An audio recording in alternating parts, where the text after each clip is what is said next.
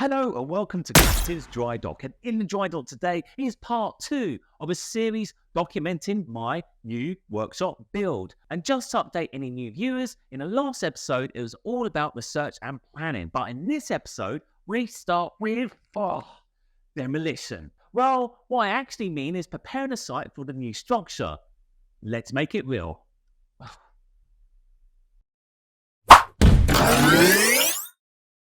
Now, I love the TV show Grand Designs that basically documents the process of people wanting to build their own homes. And more often than not, they always underestimate the amount of money, time and effort it takes. And I'm no exception. Now, if you take anything away from this episode, it's this.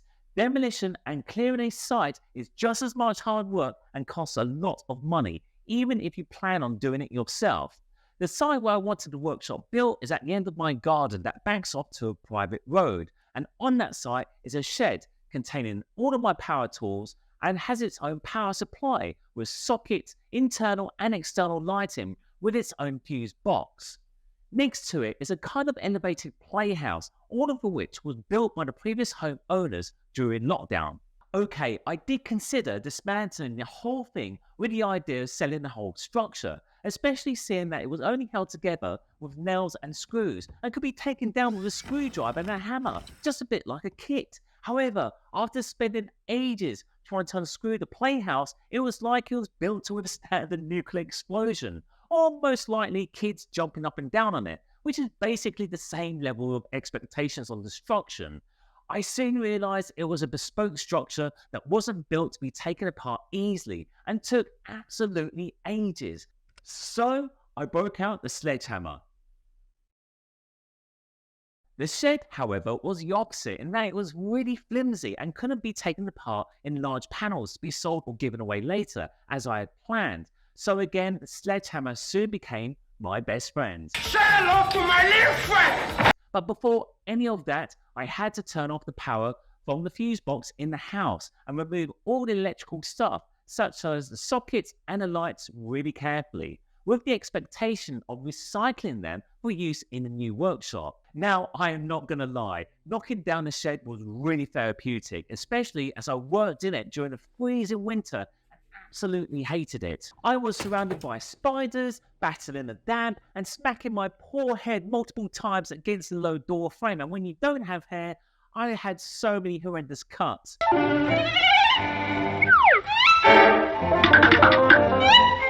Then it was the fun part, using the sledgehammer again to knock out anything that was not structural. It's then I quickly learned that I needed to wear safety glasses and gloves due to the dust and splinters flying around everywhere, as if I was on board the HMS Victory during the Battle of Trafalgar.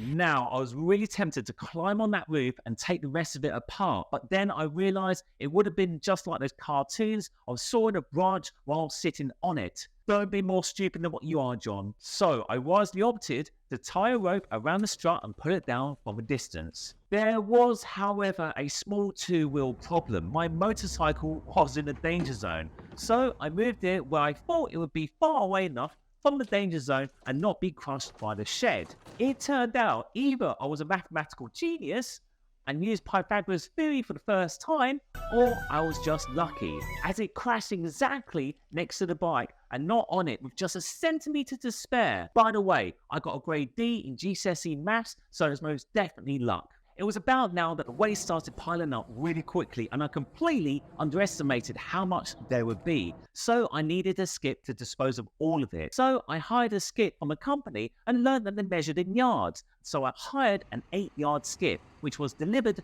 straight to my driveway at a cost of 295 English pounds. Now I know it sounds like a lot, but I could have it as long as I needed it and everything could be chucked into it in one go and taken away. Job done. Although the skip was too far away from the site as the truck couldn't get down the private back road to the site, which meant that I would have to drag anything I destroyed around the house to the skip. So, working smarter and not harder, I could turn my little tiny city-go car into a motorised wheelbarrow, leave the boot open and drive the stuff I destroyed around the house and unload it into the skip. This made easy work and filled the skip up really quickly, and it was just big enough to hold everything, or so I thought. Now the structure was gone, and it revealed a huge concrete slab foundation. This could be a good thing and act as a partial foundation for the new workshop, thereby cutting costs. But that was something I needed to talk to the builders about later.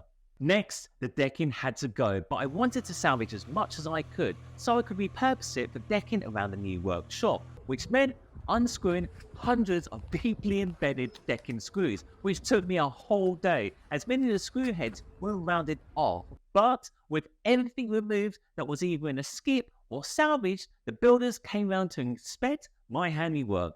However, they found that the concrete slab was just way too high for the new structure, as it would be an issue riding my motorcycle into a raised workshop, as it would need a really steep ramp for me to do so, and it just didn't have enough space. But after much discussion, we decided it had to go, and as it would take more than this bull-headed DIYer with a sledgehammer to destroy the damn thing, the builders took over quite rightly and brought in the big gun, a jackhammer. Under the humid hot heat, they destroyed and piled up 4 tons worth of rubble, where they then discovered what originally looked like to be soft soil next to the concrete slab in fact contained tons of broken brickwork and masonry.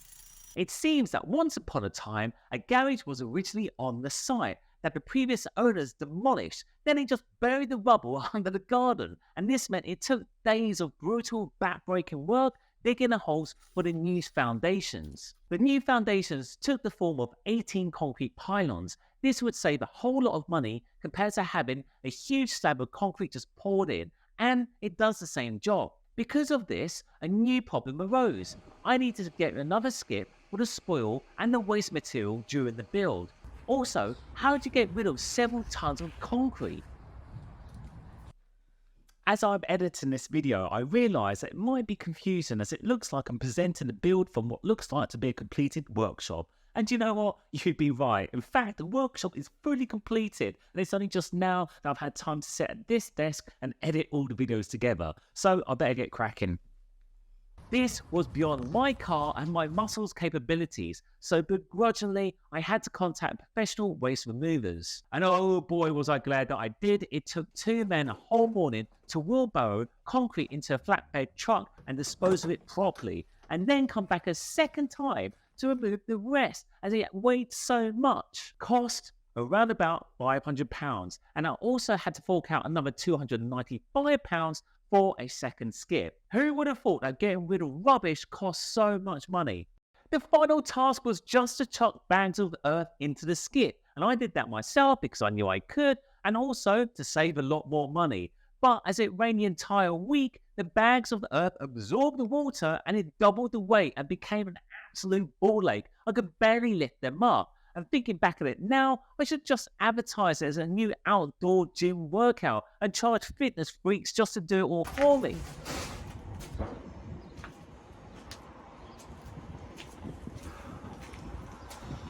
Man, that was harder than I thought. After all that time and cost, the site was now ready to be built upon. And if you got this far, thank you so much for sticking with me, especially as we're 2 episodes in and nothing's really been built yet. But I want to emphasize that I really want to get into the details and give you a realistic idea of how much work that goes into having a structure like this built. In the next episode, you'll be glad to hear that we finally start building and we get delivery of the actual workshop. Anyway, my name's John Child. I've now kind of got muscles and 1,000 splinters, and I'll see you on the next episode here on Cactus Dry Dock. You take care.